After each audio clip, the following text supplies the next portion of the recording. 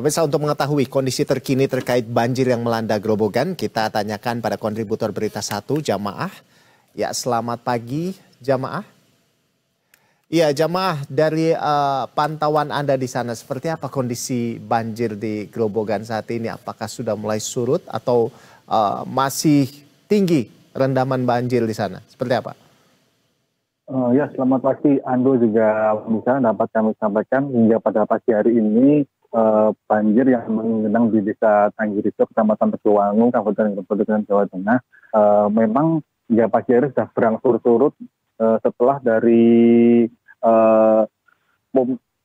truk pompa yang didatangkan dari BPWS datangkan sejak kemarin dimaksimalkan untuk menyedot banjir yang berada di permukiman ke aliran sungai. Di mana banjir di wilayah kali ini terjadi memang karena limpasan sungai yang terjadi dari kemarin Selasa dan Rabu kemarin, sehingga menyebabkan banjir mencapai 1,5 meter pada kemarin siang hingga sore kemarin mencapai di permukiman. Meski banjir hingga pada pagi hari ini berangsur surut, perlu kami sampaikan di jalan permukiman warga masih tergenang sekira 40 hingga 50 cm.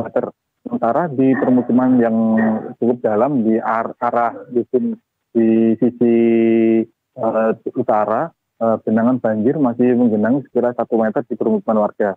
Meski demikian, banjir tersebut sudah berangsur surut dibanding kondisi semula. Meski demikian, masih di pengungsian sendiri, tempat kami melaporkan kali ini, masih informasi yang kami terima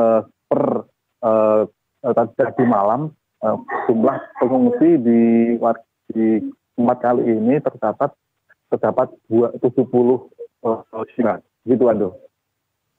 Baik, Jamaah, dari pantauan Anda di lokasi pengungsian ini seperti apa? Ada berapa banyak warga yang masih bertahan di sana? Iya, Ando. Memang di posko pengungsian yang berada di Balai Desa Tanggirijo kali ini terdapat total yang kami terima 70 jiwa. Di mana selain di wilayah kali ini juga terdapat warga yang mengungsi di anak saudara yang berada di luar kampung Desa Tanggirijo kali ini. Memang jumlah pengungsi yang cukup banyak kali ini dikarenakan kondisi permukiman mereka masih terendam cukup dalam, sehingga mereka masih bertahan menunggu hingga debit air benar-benar surut.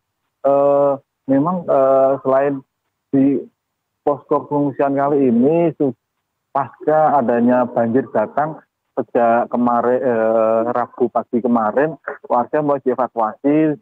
Tercatat awalnya sekitar 110 dan sebagian ada yang mengungsi ke sasaran saudara, bahkan hingga kembali ke rumah karena mayoritas yang kaum pria di kali ini memilih bertahan di rumahnya untuk menjaga barang berharganya. Gitu, Ando. Baik. Lalu kalau dari informasi Anda dapatkan dari sana, Jamaah, ini seperti apa, Jamaah? Apa langkah yang dilakukan agar banjir serupa ini tidak terjadi lagi? Ya, memang benar ya, agar banjir ini tidak terjadi lagi, itulah yang harapan dari masyarakat tempat. Perlu kami sampaikan pula, tepat sekira sebulan yang lalu atau di pertengahan bulan Mei, kondisi serupa juga terjadi di wilayah kali ini. Banjir hingga mencapai 1 meter hingga 1,5 meter di permukiman kali. Kemudian terjadi lagi pada bulan ini banjir menggenangi permukiman, di mana memang banjir di sini terjadi karena limpasan sungai, karena adanya pendangkalan dari Sungai Renggong serta tersumbatnya dari aliran jembatan yang melintas di Sungai Renggong tersebut sehingga melintas ke permukiman warga. Di mana warga berharap dari keseriusan pemerintah untuk dalam waktu singkat ini untuk memompanisasi dengan memaksimalkan truk pompa dari berbagai daerah untuk menguras dari genangan banjir.